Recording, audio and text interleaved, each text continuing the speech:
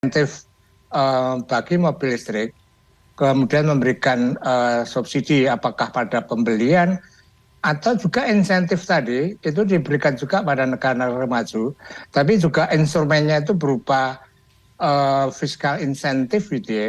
Tadi misalnya pajak impornya dibebaskan, atau juga misalnya pajak PPN-nya, pajak barang mewah, itu banyak PPBM instrumen. sampai 90%. Ya, itu bisa karena itu akan mempengaruhi harga juga itu ya. Nah, termasuk subsidi.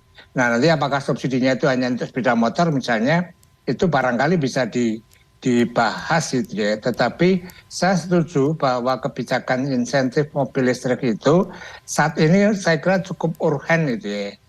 Tidak harus menunggu tadi Pak Said mengatakan harus infrastruktur seperti apa. Saya kira ini harus dilakukan secara simultan gitu ya. Misalnya PLN. Kan PLN ya sebagai BUMN kan kalau membangun stasiun pengisian baterai tadi itu tentunya kan juga harus profitable kan. Nah, kalau pasar tadi sudah terbentuk dalam market creation, maka PLN tidak usah disuruh, pasti dia akan invest. Karena itu investasi yang cukup menguntungkan gitu ya. Nah, tetapi yang perlu diwaspadai oleh pemerintah bahwa semua insentif fiskal insentif tadi termasuk subsidi ini harus ada syaratnya itu ya. Maksud saya syarat tadi gitu ya. Pertama, jangan kemudian Indonesia hanya sebagai pasar bagi mobil atau kendaraan listrik dari perusahaan-perusahaan asing misalnya.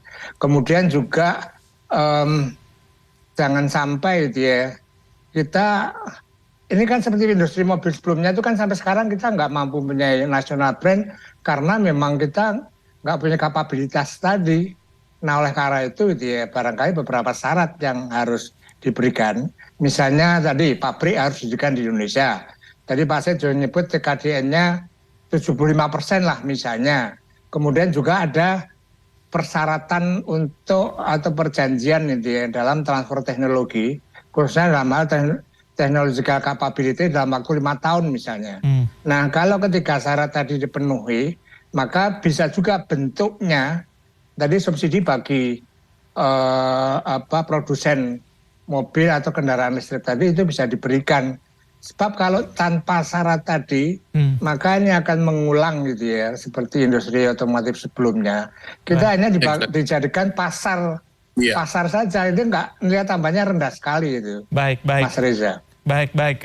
Saya ke Pak Said. Pak Said, tadi Pak Fahmi sudah menyebutkan ada 3 syarat, yaitu pabrik ada di Indonesia, TKDN sampai dengan 75%, serta transfer teknologi. Menurut Anda syarat itu sudah cukup atau harus ada syarat lainnya?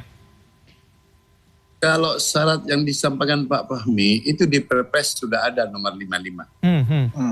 Sampai 2030 terhadap sepeda motor harus 80%. Yep. Terhadap mobil sampai 2030 80%. Nah, kalau bicara insentif, pertanyaan saya sesungguhnya akan dimulai berapa